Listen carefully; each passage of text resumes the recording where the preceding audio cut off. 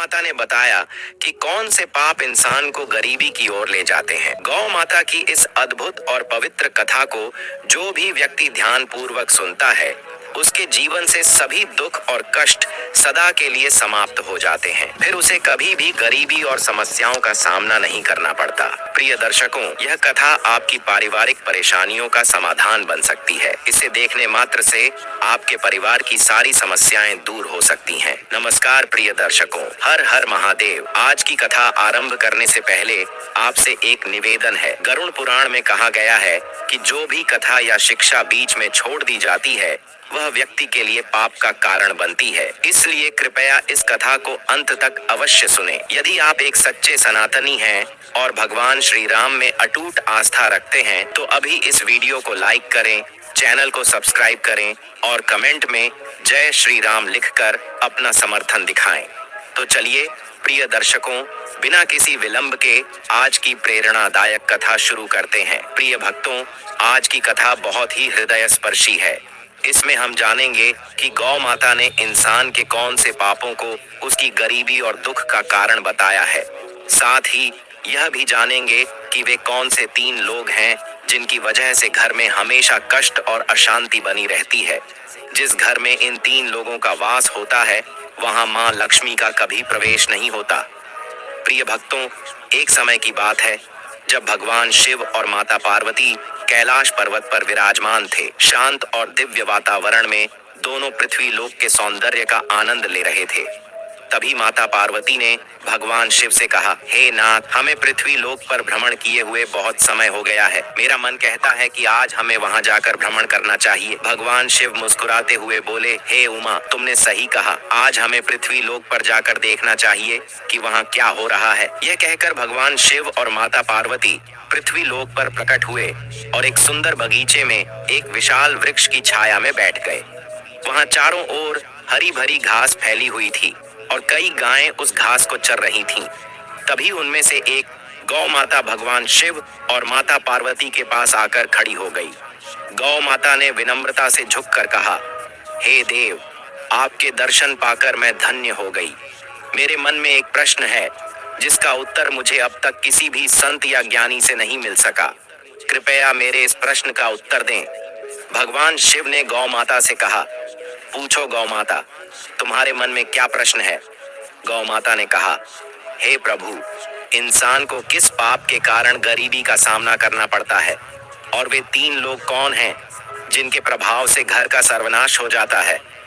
क्या मनुष्य को केवल उसके भाग्य के कारण अमीरी या गरीबी मिलती है। भगवान शिव मुस्कुराते हुए बोले, हे गौ माता, तुम्हारा प्रश्न अत्यंत महत्वपूर्ण है और मैं तुम्हें इसका उत्तर अवश्य दूंगा। यह पूर्ण सत्य नहीं है कि केवल भाग्य ही इंसान की गरीबी और अमीरी का कारण होता है। इसके पीछे कुछ अन्य कारण भी होते हैं। गौ माता ने कहा, हे प्रभु, कृपया मुझे विस्तार से समझाएं। तब भगवान शिव ने कहा, हे गौ माता, मैं तुम्हारे इस प्रश्न का उत्तर एक कथा के माध्यम से दूंगा, जिससे तुम्हें सब कुछ स्पष्ट हो जाएगा। भगवान शिव ने कथा सुनाना प्रारंभ किया। यह प्राचीन काल की बात है। अवंतीपुर नामक एक नगर था, जहां एक परोपकारी और विनम्र स्वभाव वाला व्यापारी रहता था। उसके 2 बेटे थे, जो अपने पिता की तरह ही ईमानदार और दयालु थे। व्यापारी अपने दोनों बेटों के साथ परिवार में सुख शांति से जीवन व्यतीत कर रहा था। व्यापारी ने अपने दोनों बेटों का विवाह धूमधाम से कर दिया था। उसकी दोनों बहुएं बेहद समर्पित थीं और घर के सभी कार्यों को मिलजुल कर पूरे उत्साह के साथ करती थीं। दोस्तों, जब व्यापारी की छोटी बहू घर में आई, तो ऐसा लगा जैसे उनके घर में स्वयं माता लक्ष्मी ने प्रवेश कर लिया हो। उसके आने के बाद व्यापारी के व्यापार में 2 गुना लाभ होने लगा। उनके घर में कभी धन या अन्न की कमी नहीं होती थी। घर का वातावरण अत्यंत शांतिपूर्ण और सौहार्दपूर्ण था। व्यापारी के दोनों पुत्र मिलजुल कर रहते थे और दोनों बहुएं भी आपस में बड़ा प्रेम भाव रखती थीं। घर का हर कार्य करने से पहले सभी परिवारजन मिलकर सलाह मशविरा करते थे और फिर कार्य आरंभ करते थे। व्यापारी का व्यापार भी दिन प्रतिदिन उन्नति कर रहा था। एक दिन व्यापारी ने अपने दोनों बेटों और बहुओं को बुलाकर कहा, पुत्रों, अब मुझसे व्यापार का काम संभालना कठिन हो गया है, इसलिए आज से मैं यह जिम्मेदारी तुम दोनों को सौंपता हूँ। पिता की बात मानकर दोनों पुत्रों ने बड़े मनोयोग से व्यापार की बागडोर संभाल ली। व्यापारी को यह देखकर संतोष होता था कि उसका परिवार प्रेम और सद्भाव से रह रहा है। उसके दोनों बेटे व्यापार में निपुणता दिखा रहे थे और दोनों बहुएं भी घर में सुख शांति बनाए हुए थीं। यह सब देखकर व्यापारी निश्चिंत होकर चैन की नींद सोता था। लेकिन दोस्तों, व्यापारी के सुखमय जीवन को देखकर नगर के अन्य लोग उससे ईर्ष्या करने लगे थे। वे सोचते थे कि व्यापारी का जीवन कितना आरामदायक और सुखद है। व्यापार दिन ब दिन प्रगति कर रहा है और उसके परिवार में कोई झगड़ा या परेशानी नहीं है। यह देखकर नगरवासियों के मन में जलन होने लगी।